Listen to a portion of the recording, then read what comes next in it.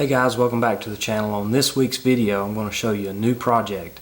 It's a 1984 Camaro Z28, and I know these things get kind of a bad reputation. Third gen Camaro is kind of like white trash on wheels, but this is a pretty nice car. It's mostly original, does have a few little things done to it, but I plan to make a few changes to it, make it a little more comfortable for daily driving and kind of fit my style a little better. And you know, somewhere down the line it may actually fit somebody else's style and I'll probably sell it, but for the time being this will be a cool daily driver. You know, I can have some fun with it, do some upgrades, try not to spend very much money, and then make it a cool daily driver that we can all enjoy. So I found this car a few months ago. A friend of mine, Tim Dixon, posted a bunch of pictures of things he had for sale. He has motorcycles, old Chevy trucks, all sorts of different things. And then this 84 Camaro, it really kind of stood out because that's not his type of car.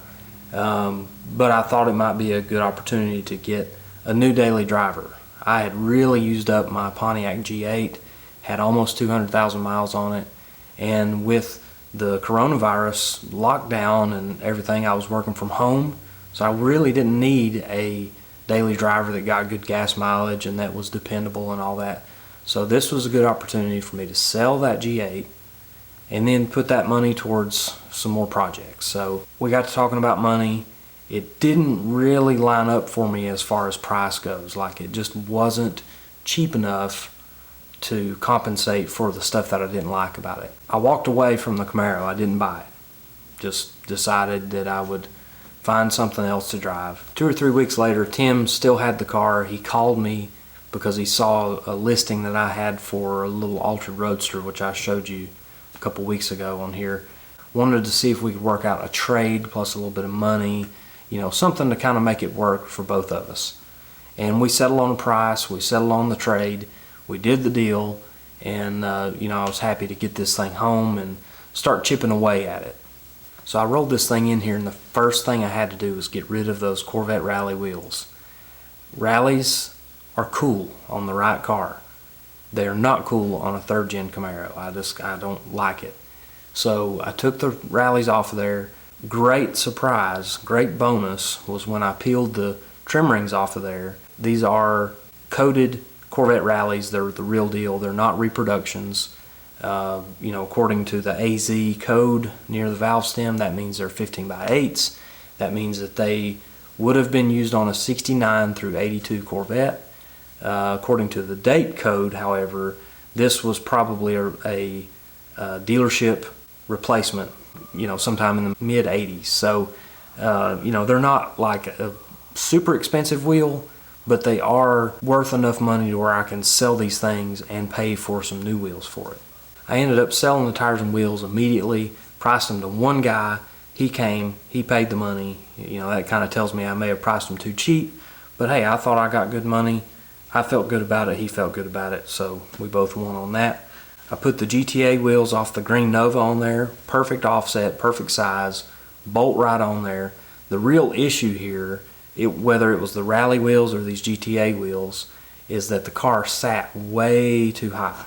And I had to do something about that because everything I've got is low. And so I did a little bit of research. I'd never actually lowered one of these cars. Did some research, super easy. Everything is straightforward. So these cars have a strut style front end. Drop the strut out, you know, you just one nut basically on the top side and the suspension will drop out. Just got to take the sway bar loose, you got to take the brake line loose and stuff like that. No big deal. I got the springs out of there and I cut one round off, stuck them back in there and lowered this thing down. To lower the back, it was even easier. You basically just unbolt the shocks at the bottom, jack this thing up, support it with jack stands, lower the rear end down, let it droop. The spring will literally just pop right out of there. You don't have to pry it out or anything. So I pulled the spring out, pulled that rubber isolator out of there, which was about 1 inch thick. I wrapped some heater hose around that to keep it from squeaking, and that gained me, you know, probably 3/4 of an inch altogether. And then I cut a full round out of the coil on the back. So after I got the stance where I wanted it, I wanted to clean this thing up really good. And you know, the car had just been sort of neglected as far as detail work goes. Under the hood was just dingy and dirty, and it needed to just have a deep cleaning, and all that took was just some elbow grease. I didn't use anything special or take anything apart. It was just a bunch of cleaning. Same for the interior. I didn't do anything special, just cleaned it, and it did make a difference. I'm pretty happy with the change overall as far as cleanliness goes. As far as the paint goes, that's a tough one because this car's been painted, and underneath that paint job is like some pale yellow primer. So like everywhere there's a little chip, you can see that pale yellow primer, and it just looks terrible to me. But I'm trying not to focus on that too much. You know, this is a old car. I just have to deal with the old paint job. So anyways, the clear has kind of died off on the top sides of everything, the hood and the roof and the little bit of the deck lid there. So I took some 3000 grit and sanded some of that oxidation off, and it really, you know, you could feel it when as you were sanding it. It didn't take much. It cleaned it right off, and then went back and buffed. My dad helped me buff out the 3000 grit scratches, get rid of all that oxidation. It really helped this thing a lot.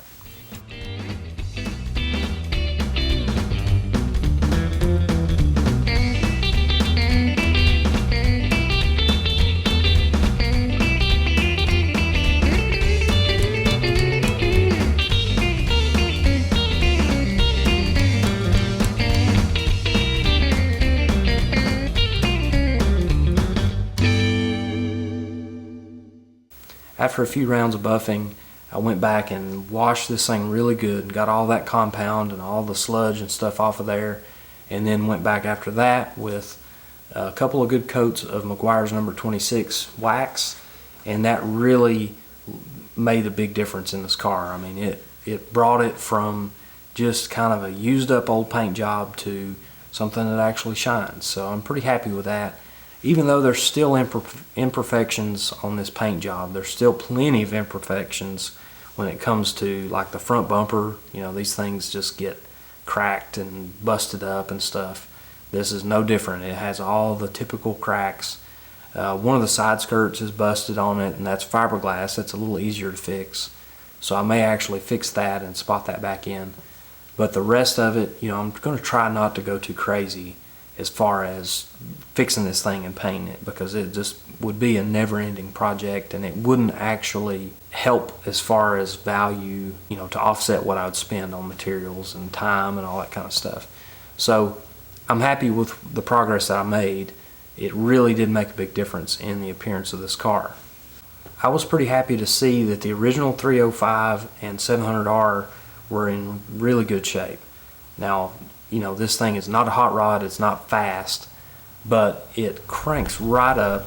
It's got a quadrijet. I mean, just a couple pumps of the gas, it'll fire right up and run and take you down the road.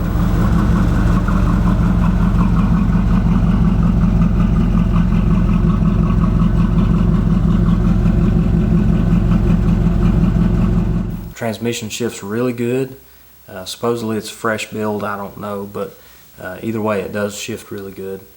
One thing that did bother me a little bit was that the air conditioning didn't work. The good thing was that it was all there. It was all complete. Nobody had really messed with it. So I knew that I had something to work with there. I could spend a little bit of money and make this thing have good cold air. So I took it to Kyle's shop. He had all the equipment to pull vacuum on it and see if this thing was going to seal or not.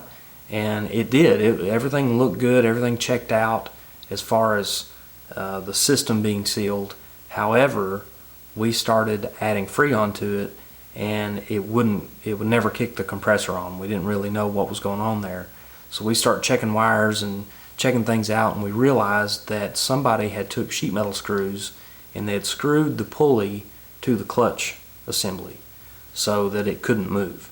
And that must have been making a noise or something, because I don't know why you would do that otherwise. So I ended up having to replace the compressor, and that was no big deal. That was a pretty easy job, and that's going to get me one step closer to having good cold air in this thing. And you know, that helps me to enjoy the car more. It also drastically helps being able to sell this car.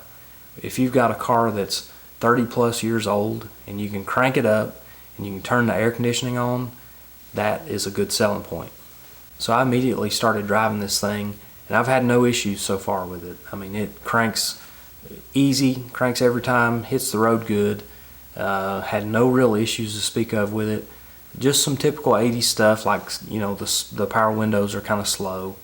You know, normal third gen stuff. Nothing really to complain about. So, you know, I've just been enjoying it. I've been driving it quite a bit. I drove it over to Crossville to the drag strip. I've driven it back and forth to town a whole bunch of times, just running errands and stuff like that. And it's been really enjoyable. And what I've noticed, this is strange to me because I've driven a bunch of old cars, everything from 30s, you know, 50s and 60s types of cars. But this car gets so much attention on the road. It's crazy to think that people are admiring this car, because car guys kind of look down on these things. I mean, they don't get a lot of respect because of the reputation and everything. But anyways, the general population, they see this thing and they go back in time. They go back, you know, 30 or 35 years to, you know, their high school or their buddy or cousin or whatever that had one of these cars. And I think that's cool. And driving this thing, it's been a pretty crazy experience to see how it turns heads. Because I'm used to driving these cars and I'm used to the attention, I guess you could say. But it's just different when you think about a car that's just barely as old as I am.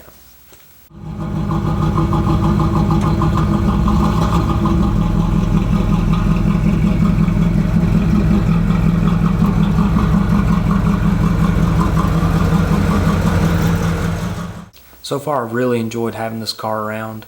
I've enjoyed working on it. It's really simple. It's still got a mechanical fuel pump, still got a carburetor, still got a distributor. And for me, that makes it simple to work on, that makes it cheap to work on.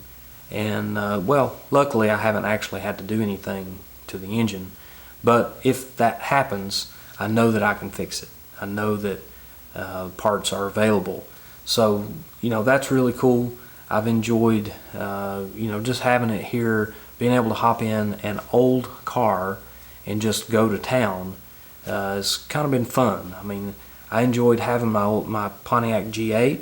That was a fun, modern car with a bunch of horsepower and lots of conveniences. But I got my use out of it. And now that I'm not having to drive to work every day, I'm still working from home. And gas is cheap. So why not have a carbureted rear-wheel drive Camaro? I mean, why not? So that's kind of where I'm at with this thing. I'm going to keep enjoying it. I'm going to keep picking away at the little details that I want to make better. And somewhere down the line, somebody's going to make me an offer on this thing and take it home with them. But for now, I'm just enjoying having it around.